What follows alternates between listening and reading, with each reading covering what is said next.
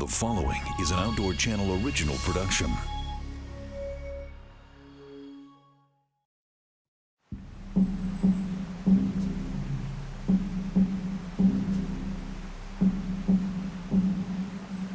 Montana, big sky country.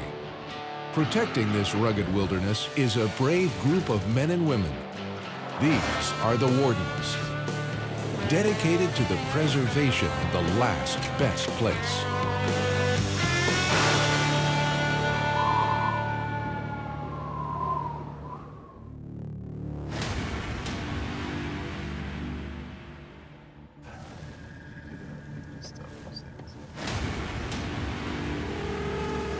Just after sunrise, Smells like elk, that's for sure. Montana Game Warden Matt Heaton takes a long, cold walk and discovers trouble.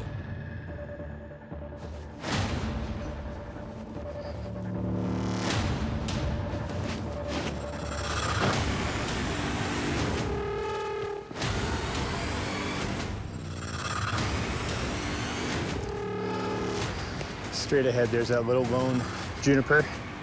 She's laying right there dead.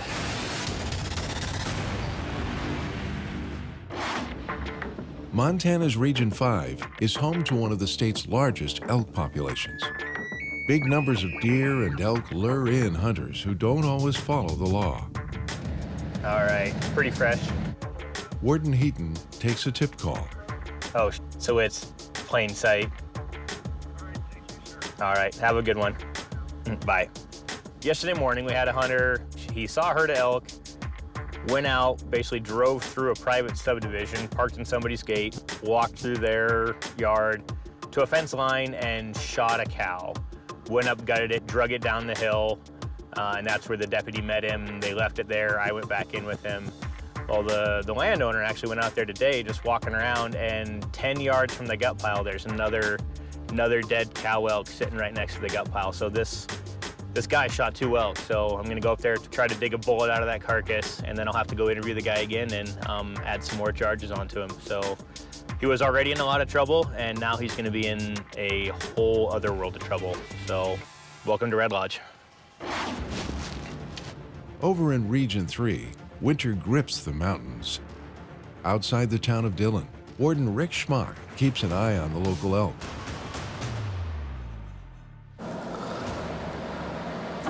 Snow day. It's the first real snow day of the 2014 hunting season, and the first snow day is just the same thing as it is for kids in school. It turns into quite a play day. Like right now we're watching, there's 3 different groups of elk out here with probably 5 or 6 trucks up on the hill above them, and these have a tendency to turn into a bit of a shootout. Elk get out running and crossing the road, and we've got an intermixture of BLM and private right up here. So we're just gonna sit here for a little bit and watch these elk and these hunters and see what happens. Heavy snow drove the herds down out of the mountains. Now the elk sit on public and private land. A tempting situation for hunters. The warden takes a Tipmont call. I just got a call from a guy that's down on Banic Flats, and there's somebody driving down there where no vehicles are allowed, and they screwed their hunt, scared the elk away. The guy's name that called was Jimmy, and his phone number is 925. Rick calls the complainant. Hello, is this Jimmy? Yes, it is. Hi, Jimmy, this is Game Warden Rick Schmock. How are you? Good, Rick. How are you doing today? I'm doing just fine. Hey, I just got a call from Tipmont. What do you got going on there? We're out on the Banic Road. We're on the east side going up into the Little Rockies. Okay. And we came down, hiked down on a bunch of elk, and there's a truck down below us that's driving on a closed road. Oh, really? They actually cut them off. This group of elk's about to cross the Banic Road right now. It's going to be a frickin' slaughter. Is there a bunch of people there? Warden Schmock realizes he might have a dangerous situation. Elk on the move and multiple hunters with rifles. And then came back up. But yeah, they're about to cross the main Banic Road right now. There's one legal bull in the bunch, a lot of spikes. There's about 4 or 5 cows. There, what was the vehicle driving off-road? What was its description? Dark gray, 4-door, headache crack, It's dark gray or green. It's a four-door Chevy or GMC. Okay. All right, I'll start heading that way. Like I said, I'm just up here by Red Butte, so I'll try to get there as soon as I can. Rick makes a beeline to stop the trucks before things get out of hand. It's elk hunting, 21st century.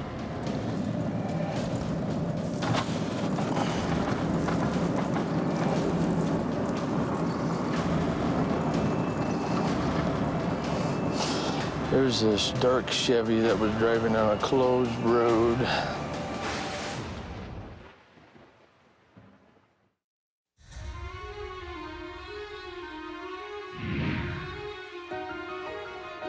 In Montana's Region 5, State Game Warden Matt Heaton responds to a tip call. Monday morning, I had a hunter start down this road into a neighborhood and parked in front of somebody's house before walking out and shooting some elk.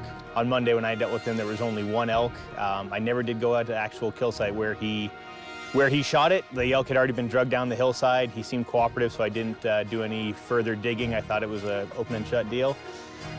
Got a call from the actual homeowner, the landowner up there, who said he walked out to the gut pile and found a second cow elk laying there dead next to the gut pile. So because of that, I'm going to take some more evidence. It just kind of helps solidify our case against him.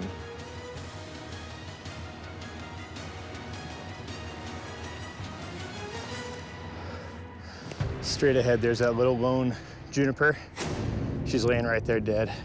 The second animal lies just feet from where the suspect says he shot another elk. And there it is, clear as day. There's an entry wound. So that other gut pile should be somewhere right over here. He said it's only about 10 yards. Yep, here's his drag. So this is where he shot the elk. She fell here, tumbled here, he gutted her there. And that was where the first one.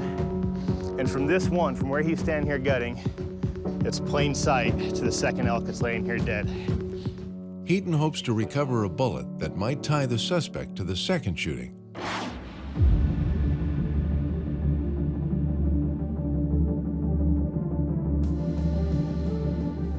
On the snow-covered mountains outside of Dillon, Montana, Warden Rick Schmock searches for a gray pickup. A caller says the truck chased elk on a road off limits to driving. There's this dark Chevy that was driving on a closed road. Maybe, maybe not. Schmock stops to investigate. Get out and visit with these guys real quick and...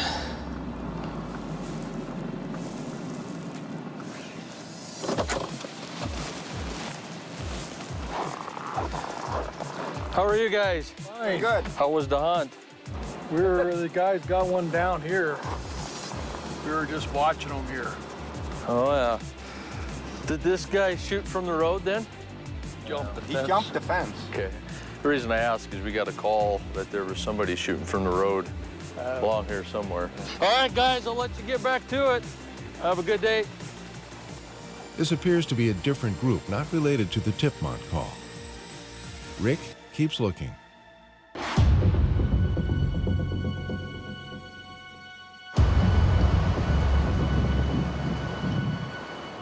Further east in Region 5, Warden Paul Luke takes another tip call. All right, well, I tell you what, I'll be there, in about an hour or less, and then we'll meet up and we'll take care of it, all right? All right. Well, we're heading into Absorki right now to go deal with the guy that shot supposedly a big bull elk, got out with a couple of his buddies, and they lied to the landowner. He told her that he did have a permit. She was kind of suspicious of that, so she asked if I'd look into it. I did. Turns out he does not have a permit. And I don't think they were ever going to tell me about it. I think they were just going to try to get it into the meat processor and Billings, probably divvy it up, call it good. But I talked to him on the phone. He's agreed to meet us at his house and take us to go see the elk. So that's what we're going to go see if we can find right now. Warden Paul. Oh, yeah. How are you? Doing fine. Okay. Just hop in my truck. I'll just visit for a minute and then we'll go fetch that critter, all right? All right, so let's just let's just go from the beginning. What's going on? Why the heck am I here? And we was on our way towards the vehicle, and we'd heard the shooting out in front of us, so we was trying to hurry a little bit, and it was a long ways. And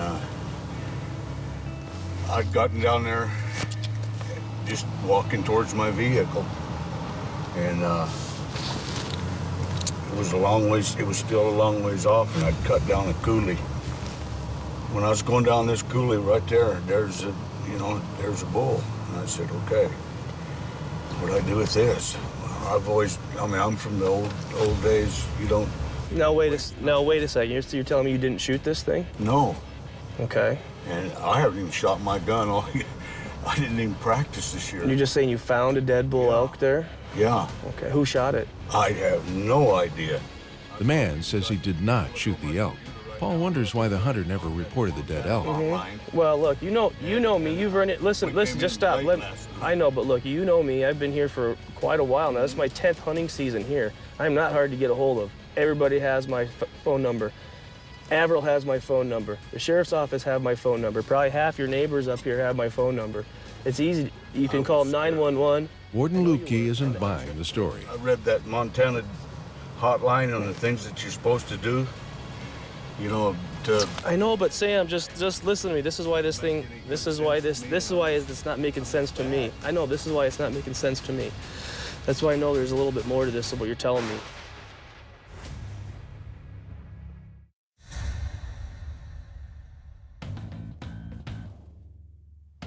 Montana has a lot of elk, but in some places, too many elk compete with agriculture, impacting landowners' bottom line.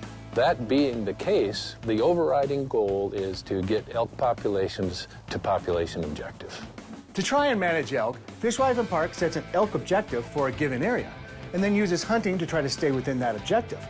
But currently in the 138 elk management areas, 80 of them have too many elk. We have statute telling us, we have landowners telling us that we need to manage to population objective, and we know that, and we're being very serious about it. And so the thing about shoulder seasons is that will hopefully give landowners and sportsmen the opportunity to help us manage elk to population objective. This year's shoulder seasons is a pilot project focused on a few areas in central Montana. If successful, shoulder seasons will be expanded to allow hunters more time in the field, to help landowners bring elk to objective. What a shoulder season is, it's a regular season that hunters can participate in that can be earlier or later than what we've come to know as the general season. They will be open to anybody that is legally can hunt in that area. It's not a roster system. You don't have to be on a roster. It's not a game damage hunt. FWP hopes with hunters and landowners working together, these shoulder seasons will be a viable tool for managing Montana's elk. It has to be a community effort, but we're very optimistic that it will work. I'm Winston Greeley, out among Montana's fish, wildlife, and parks.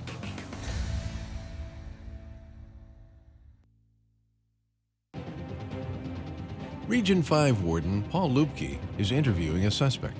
A dead elk has been found, and no one claims pulling the trigger. Listen, I know.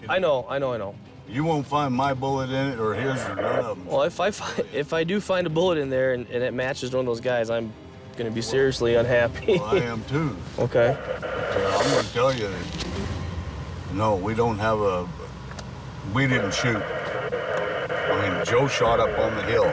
Is there a chance that he could have winged it? No, not knowing maybe it traveled down there? I don't think it would travel that far. This is all in 575, right? This is over by the Buttes, by the Twin Buttes. Yeah. All right, where does Joe live? I'll show you. Okay.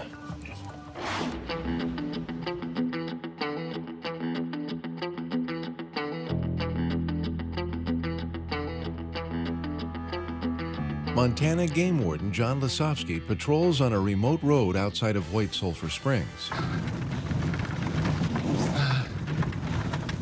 Storm damage stops him in his tracks, literally. I think we're done. I should have had my note to self, put my saw back in my truck. Wardens stock their trucks for the unexpected. He finds a handsaw and gets to work.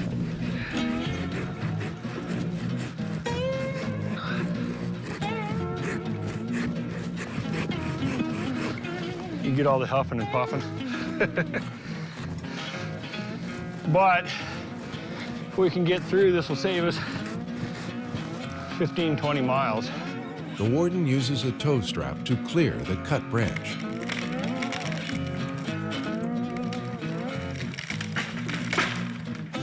Such is life as a Montana game warden.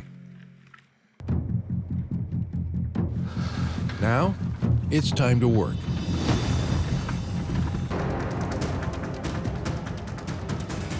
Got a call from the sheriff that basically had a mule deer buck up here that's all tangled up in twine and wire, so we're gonna see what kind of condition it's in. Is that it right there?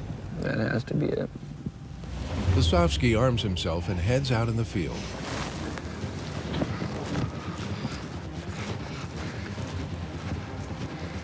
He's got his head still up. Wounded deer can be unpredictable. Is he looking this way? This thing just isn't. I'm not happy. The warden must approach with absolute caution.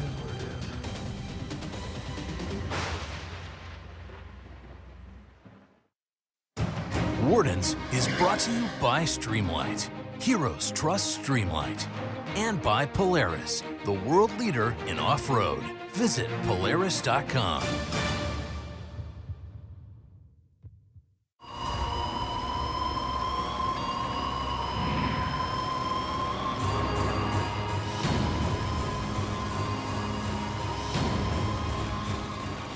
In Montana's Region 4, Game Warden John Lasovski cautiously approaches a mule deer buck tangled up in baling twine.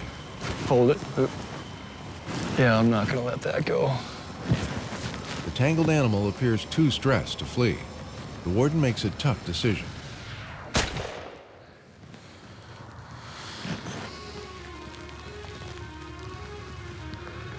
This deer was stuck out here. We usually have an antelope buck or any of the mule deer pups that get into this vet wrap up here they have up here, the wrap that they have for the bales, sometimes baling twine, sometimes just the wrap itself. This one looks like it's got the wrap. Been tangled up, couldn't get up, wrapped around its front leg and its throat and its horns. And in the end, would have just tried to keep going, but he'd end up suffering, so we put him down. The deer had a massive amount of twine tangled in its antlers and around its body. This animal won't be wasted. John will donate the deer to the local food bank.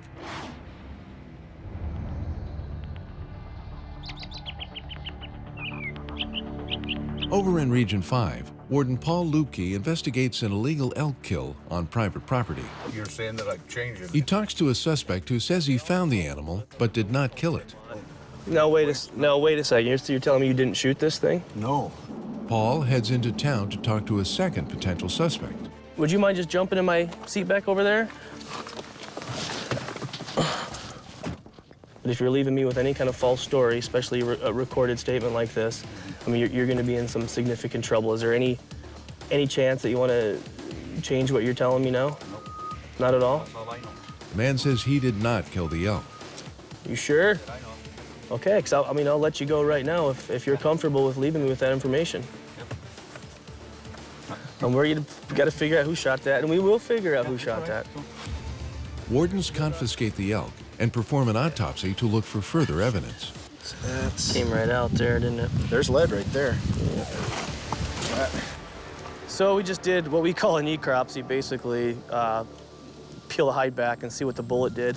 Found just a tiny little fragment of lead in there, but not a good solid bullet. But it's a pass-through, which means it went in one side, went completely out the other side.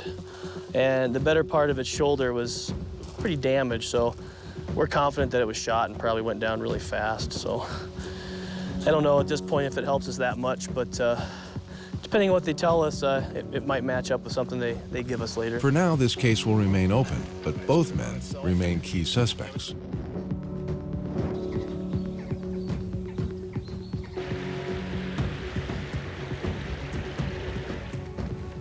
Further east, Warden Matt Heaton also investigates a dead elk case. The only remotely saving grace of this whole thing is I don't need to worry about taking care of meat or anything, so I can just cut what I need to cut and be done, so. Here's my bullet hole. That's where it entered in. The warden hopes to recover a bullet that might match the kill to a suspected shooter. So that means the bullet's somewhere up in the hillside. Shoot. I'll take a sweep with the metal detector, try to find that bullet. My odds are pretty slim at this point. I'll give it a shot. The case will be a little harder to prove now. I won't have that smoking, that smoking gun piece of evidence of that bullet that can match to a gun. Instead, I've got 2 witnesses that heard 2 shots. I've got an elk gut pile 80 feet away. I've got a second elk dead in the same spot. If he didn't shoot it, he had to have seen it. And why he didn't mention it, there's been no one else in here hunting. The circumstantial evidence is piling up against him, so I don't have the bullet which I was hoping for, but I still have enough to charge him anyway. Uncovering the truth is paramount to a warden's job. A lot of times, they'll just sit right on the hide. Oh, yeah, yeah. The job of protecting the precious resources of Montana, America's last best place.